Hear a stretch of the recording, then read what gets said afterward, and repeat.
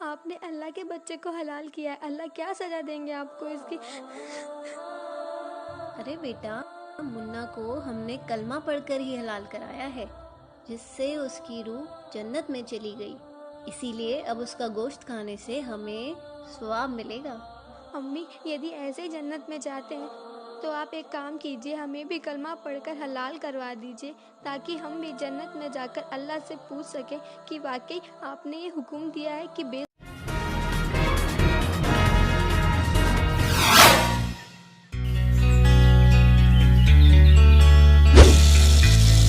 अरे बेटा, इस पे नहीं, बाल्टी में डालो, बाल्टी में।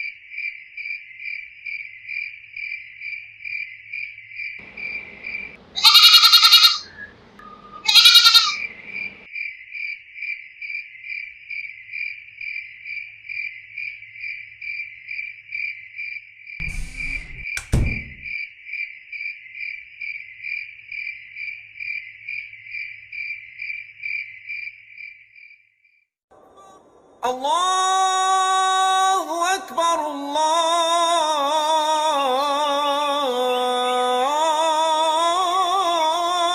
अकबर। अरे इमरान, जोया, उठो तो, कब तक सोते रहोगे? आज बकरा ईद है।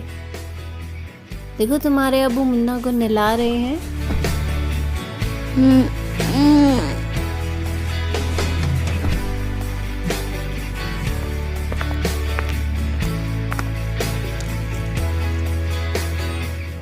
बेगम, मैं चलता हूँ, मुन्ना को हलाल करवा लाऊं, नहीं तो उस्मान भाई की दुकान पर गर्दिश हो जाएगी। मुझे इजाजत दीजिए। ठीक है जी, संभल कर जाना। खुदा हाफिज। अम्मी, अब्बू मुन्ना को कहाँ लेकर जा रहे हैं? बेटा, तुम्हारे अब्बू मुन्ना को हलाल कराने के लिए लेके जा रहे हैं। आज बकरा ईद जो है।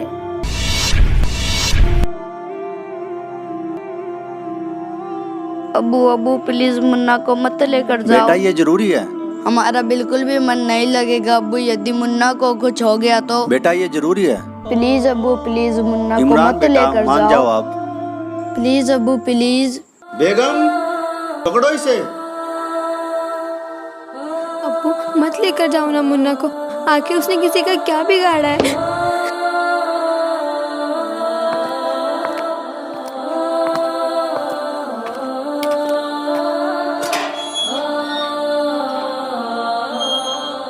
अम्मी, मुन्ना को मत जाने दो। प्लीज अम्मी, मुन्ना को बचा लो, प्लीज अम्मी।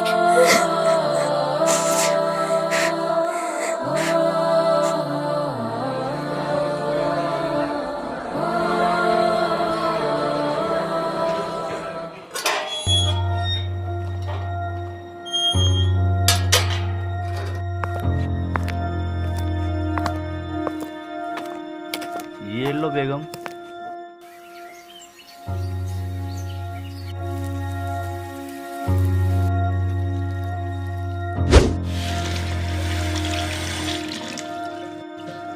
इमरान, जोया, बेटा आ जाओ, खाना खा लो। इतना अच्छा गोश्त बना है।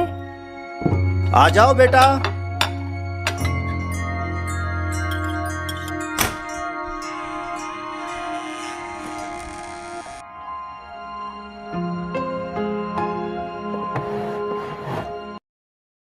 अब्बू, मुन्ना कहाँ है?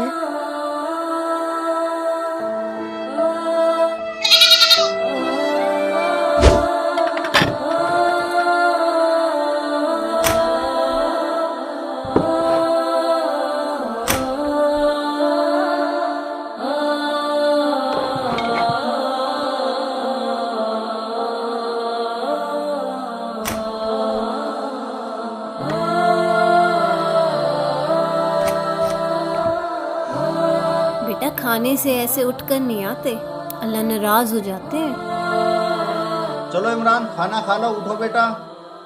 चलो जोया, खाना खा लो बेटा, उठो। नहीं अब्बू, हम मुन्ना के गोश्त को नहीं खा सकते।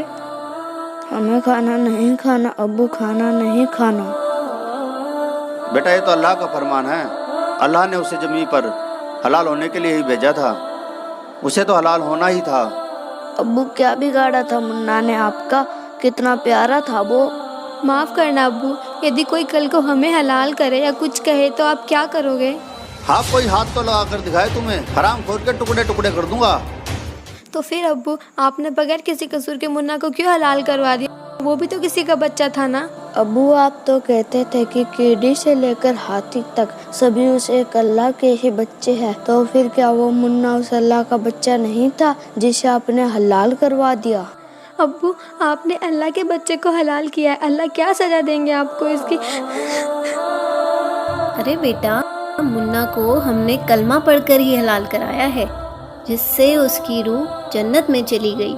इसीलिए अब उसका गोश्त खाने से हमें सवाब मिलेगा। अम्मी, यदि ऐसे ही जन्नत में जाते हैं तो आप एक काम कीजिए, हमें भी कलमा पढ़कर हलाल करवा दीजिए, ताकि हम भी जन्नत में जाकर अल्लाह से पूछ सके कि वाकई आपने ये हुक्म दिया है कि बेजुबानों को हलाल करो।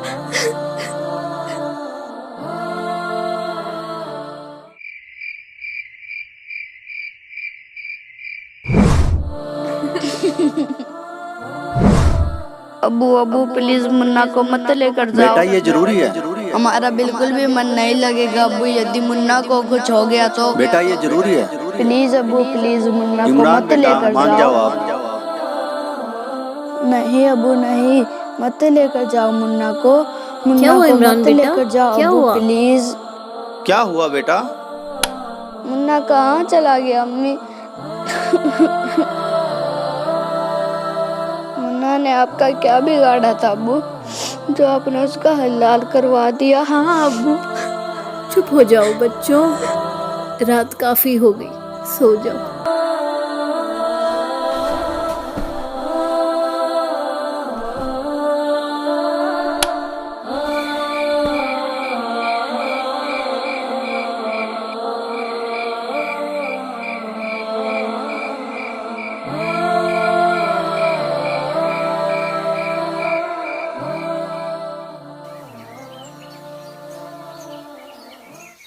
अच्छा बेटा, मैं जा रहा हूँ। बेगम, मैं जा रहा हूँ। अस्सलाम वालेकुम।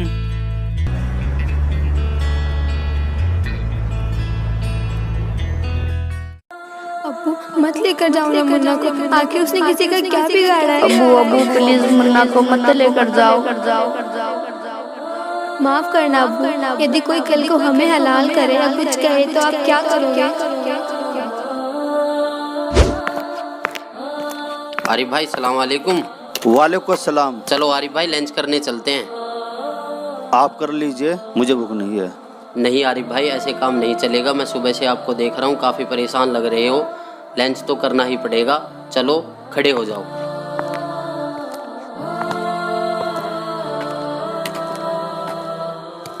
आओ आरिफ भाई, बैठो। हाँ तो आरिफ भाई बताओ, क्या बात है? सुबह से काफ़ी परेशान लग रहे हो। कुछ नहीं शहजाद भाई, कल बकरा ईद थी ना। कल की बकरा ईद ने तो मुझे झंझोड़ कर रख दिया, मेरी रूह को एकदम निचोड़ दिया। बच्चों ने मुझसे ऐसे सवाल जवाब किए जिसका मेरे पास कोई जवाब नहीं था। अब्बू, मुन्ना कहाँ है? अब्बू, क्या बिगाड़ा था मुन्ना ने आपका? माफ़ करना अब्बू, यदि कोई कल को हमें हलाल करे या कुछ कहे तो आप क्या करोगे? आपने बगैर किसी कसूर के मुन्ना को क्यों हलाल करवा दिया? अबू आप तो कहते थे कि केडी से लेकर हाथी तक सभी उस एक अल्लाह के ही बच्चे हैं, तो फिर क्या वो मुन्ना उस अल्लाह का बच्चा नहीं था जिसे आपने हलाल करवा दिया? अबू आपने अल्लाह के बच्चे को हलाल किया है, अल्लाह क्या सजा देंगे आपको इसकी? तो शहजाद भाई अब आप ही बताइए मैं क्या करूं? उसके बारे में किसी बाखबर को पूछ कर देखो कि वो बाखबर होगा और वही खुदा की इबादत करने का तरीका बताएगा। और फिर तो आपको यह भी पता होगा कि वो बाखबर कौन है जिसके बारे में कुरान शरीफ के अंदर जिक्र किया गया है। वो बाखबर ही तो जी महाराज है, उन्होंने ही तो मुझे कुरान शरीफ का सच्चा ज्ञान बताया है। वो ऊपर से जो आदेश लेकर आया था हजरत मोहम्मद, उसमें बिस्मल यानी गाय को काटना, मुर्गे को काटना, बकरे को काटना, इसको बिस्मल बोलते हैं। ये कहते हैं रोजा, बंग और नमाज बताई थी उसने। रोजा माने व्रत, बंग जैसे ऊंचे शोर में आवाज करना है भगवान हमारी अर्ज सुनना, इसको बंग बोलते हैं। और 5 वक्त की नमाज कहते हैं। सिर्फ इतना आदेश था हजरत मोहम्मद का, ये मांस खाने का नहीं था। ये तो बाद में किसी फरिश्ते ने किसी में प्रवेश करके ये बकवाद गढ़ रखी है, उसने कभी नहीं कहा कि नबी मोहम्मद नमस्कार है राम रसूल कहाया, 1,80,000 को सौगंध जिन नहीं करद चलाया। कबीर परमात्मा कहा करते थे कि तुम जिन महापुरुषों का नाम लेकर मांस खाते हो, गायें काटते हो, हत्याएं करते हो, मुर्गा काटते हो, बकरा काटते हो, भगवान ने कितना अच्छा आपको आहार दे रखा, काजू किस्मत सेब संतरे, और नहीं तो ये बाजरा ज्वार गेहूँ चने चावल कुछ भी खाओ, ये अड़ंगा क्यों खाते हो? तुम्हारे नबी ने हजरत मोहम्मद ने कभी किसी की हिंसा नहीं की। कहते हैं वो तो आदरणीय महापुरुष थे। नबी मोहम्मद नमस्कार है राम रसूल कहाया, और 1,80,000 को सौगंध जिन नहीं कर चलाया। हजरत मोहम्मद जी के 1,80,000 अनुयायी हुए थे जो कति पाक साफ थे। वो ब्याज तक भी नहीं लेते थे, जिहाद संघर्ष नहीं करते थे, किसी का कत्ल करना भी महापाप मानते थे।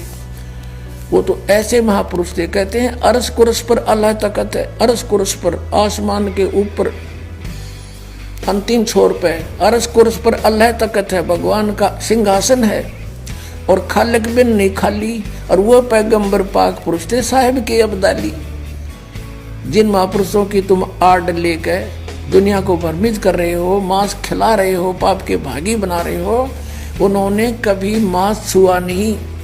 मांस वगैरह भक्षण करना ये समर्थ का आदेश नहीं।